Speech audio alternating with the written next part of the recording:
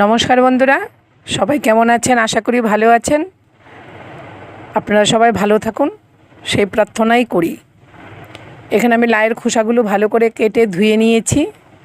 লাউয়ের খোসা আমরা অনেকেই আলু দিয়ে ভাজা করে খেয়ে থাকি, কিন্তু আমি আজকে একটা নতুন রেসিপি নিয়ে চলে আসলাম।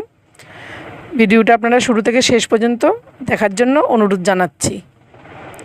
কড়াইতে জল দিয়ে দিলাম, সামান্য একটু লবণ দিয়ে দিলাম, দিয়ে আমি এবার লাউয়ের খোসাটাকে সেদ্ধ করে নেব। পুরো জলটা টানিয়ে নেব, জলটা আমি ফেলবো না। দেখতেই পাচ্ছেন পুরো জলটা টেনে গেছে, লাউয়ের খোসাটাও পুরো সেদ্ধ হয়ে গেছে। জলটা এমন পরিমাণেই দিতে হবে যেন লাউয়ের খোসাটা পুরো সেদ্ধ হয়ে যায়, জলটাও যেন শুকিয়ে যায়। তারপরে আমি খালি কড়াইয়ের মধ্যেই তেল ছাড়াই পেঁয়াজ রসুন লঙ্কাটা হালকা কড়াইতে ভেজে নেব। লাউয়ের খোসাটাকে আমি একটা থালায় ঢেলে ঠান্ডা করে নিয়েছি। পেঁয়াজটাও ভাজা হয়ে গেছে, পেঁয়াজ লঙ্কা রসুনটা আমি একসাথে ঠান্ডা করে নেব। তারপর দুটো শুকনো লঙ্কা ভেজে নামিয়ে নিচ্ছি। কড়াইটা গরম আছে তো একটু কালো জিরে দিয়ে দিলাম, গরম কড়াইতেই হয়ে যাবে, তার জন্য কোনো গ্যাস ধরাতে হবে না। কালো জিরেটাও নামিয়ে নিয়েছি। এবার প্রত্যেকটা উপকরণ আমার ঠান্ডা হয়ে গেছে, আমি একটা মিক্সি জারে নিয়ে নিচ্ছি। এটা আমি এমনি পেস্ট করব, কোনো জল ব্যবহার করব না, একদম মিহি পেস্ট করে নেব। আপনারা দেখতেই পাচ্ছেন। আমি এবার ঢাকনাটা খুলে দেখাচ্ছি। দেখুন কত সুন্দরভাবে মিহি পেস্ট হয়ে গেছে। এবার কড়াইতে তেলটা গরম হয়ে গেছে, দিয়ে দিলাম কালো জিরে, একটু কুচানো পেঁয়াজ দিয়ে ভালো করে আমি পেঁয়াজটাকে দেখুন কি সুন্দর লাল করে ভেজে নিয়েছি।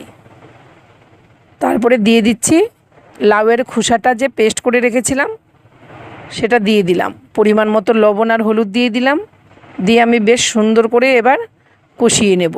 এর মধ্যে আর কিছুই দিতে হবে না, জাস্ট একটু কষাতে হবে। আমি পরে দেব যে দুটো শুকনো লঙ্কা ভেজে রেখেছি সেই লঙ্কা দুটো আমার দিতে হবে। তার আগে আমি একটু ভালো করে কষিয়ে নিচ্ছি। খুব সুন্দরভাবে আমার কষানো হয়ে গেছে, দেখতেই পাচ্ছেন।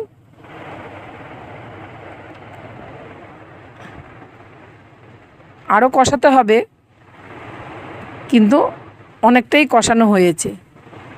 এবার আমি শুকনো লঙ্কাটা এরকমভাবে কেটে টুকরো টুকরো করে দিয়ে দিয়েছি।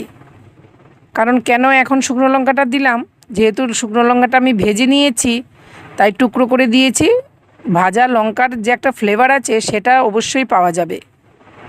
এবার আমি ভালো করে আবারও কষিয়ে নেব। আপনারা দেখতেই পাচ্ছেন খুব সুন্দরভাবে কষানো হয়ে গেছে, কড়াইতে আর লেগে যাচ্ছে না, কড়াইয়ের থেকে কি সুন্দরভাবে উঠে উঠে যাচ্ছে। এইবার আমি একটা প্লেটের মধ্যে সার্ভ করে নিচ্ছি। বন্ধুরা, এইভাবে লাউয়ের খোসা বাটাটা খেয়ে আপনারা দেখবেন গরম ভাতে দুর্দান্ত লাগে। বন্ধুরা, আমার এই লাউয়ের খোসা বাটাটা আপনাদের কেমন লাগলো প্লিজ কমেন্ট করে জানাবেন। যদি ভালো লেগে থাকে লাইক কমেন্ট করে পাশে থাকবেন। আজ আমি আসি, টাটা।